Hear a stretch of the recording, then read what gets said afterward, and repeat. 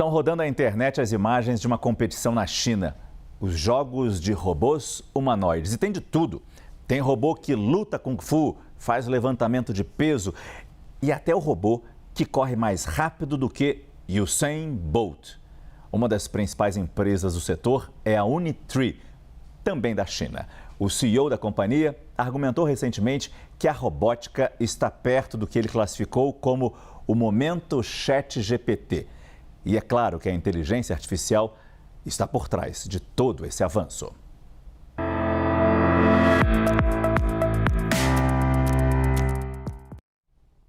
Prompt CNN, a nossa coluna que discute os avanços da IA, não poderia ficar de fora. E o nosso colunista de inteligência artificial, Álvaro Machado, já está aqui no estúdio.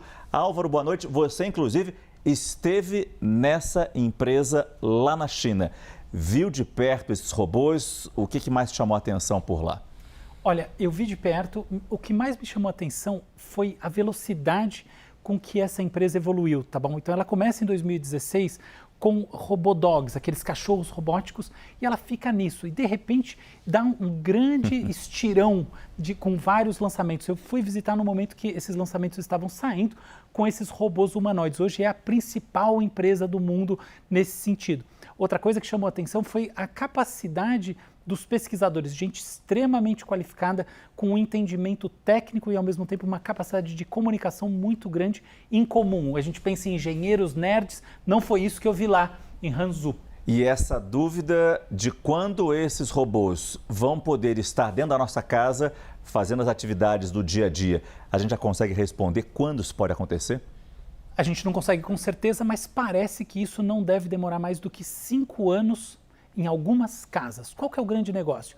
Para que o robô faça uma atividade de maneira eficiente, ele precisa ser treinado naquela atividade. Portanto, existe um custo muito grande no começo, entendeu? É um custo que vai caindo. A gente vai ter robôs que fazem parte das atividades domésticas em casas onde o custo dessas atividades é muito alto. Então a gente espera isso, sobretudo nas economias mais avançadas, em atividades restritas, não fazendo qualquer uma, porque existe uma diferença muito grande entre você ter essa dexteridade, essa autonomia de um humano e você ser treinado para uma coisa específica, como, por exemplo, dobrar roupas ou limpar o chão. Mas correr da maneira que a gente está vendo esses robôs correndo, é impressionante o equilíbrio, fora a velocidade.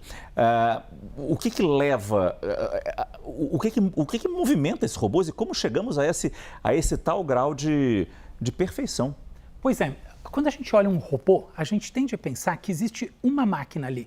Na verdade, a gente tem várias máquinas, vários servocontroles, sisteminhas operando juntos. O robô é quase uma colmeia. Tá aí a grande questão dele, tá? Existe uma arte em conectar as diferentes partes. Não é como um humano que está integrado pela biologia. E o que acontece é que esses robôs vão sendo treinados não simplesmente para realizar uma atividade, mas para manter a sua própria integridade. Isso explica porque às vezes eles estão correndo e pum, batem no muro e estouram, entendeu? Porque houve uma falha da inteligência artificial que mantém essa integridade. Só que aí tem um detalhe, Márcio. Quando a gente vai ver um robô correndo, alguma coisa assim, a gente se coloca na posição do robô e acha aquilo extraordinário. Mas a gente tem que pensar uma coisa.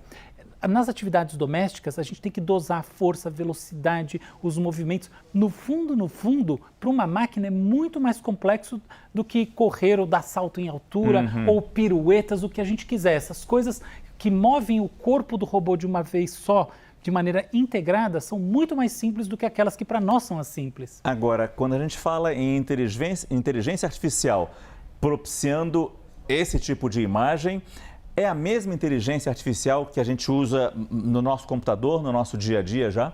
Essa é uma pergunta genial. Não é a mesma. Veja bem, é possível você colocar um algoritmo desses de linguagem, tipo o ChatGPT, Cloud, para o robô poder se comunicar. Mas o que mantém a atividade robótica rolando não é isso. O que mantém essa atividade é uma inteligência artificial que aprende com o mundo real, com a tridimensionalidade, com o espaço, com a relação com as pessoas, com o controle fino para não machucar ninguém. É um outro tipo de coisa.